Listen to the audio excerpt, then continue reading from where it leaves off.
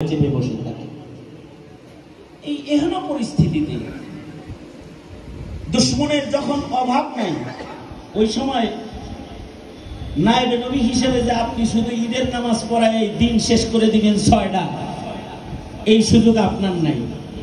অথবা সাপ্তাহিক জুমার নামাজ পড়ায় আপনি আপনার খতিবের দায়িত্ব শেষ করে দিবেন, সেই সুযোগও নাই।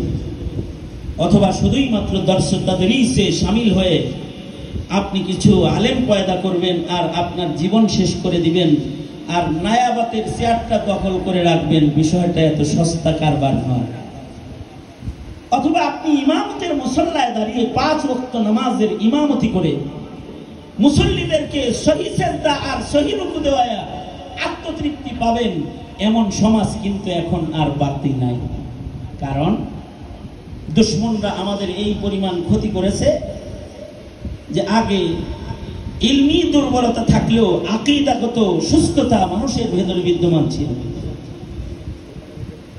গুনাহের আধিক্য থাকলেও ইবাদতের সিহহাত, এটা আগের জমানার মুসলমানের ছিল আকীদাগতভাবে আকীদাতান।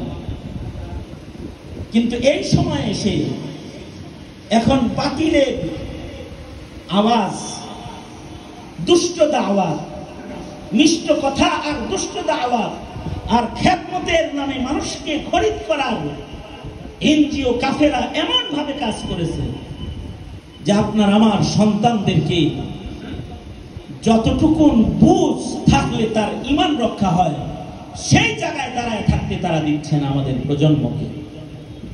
এ কারণে আমাদের প্রজন্ম কালিমা কি জিনিস তাও জানে না।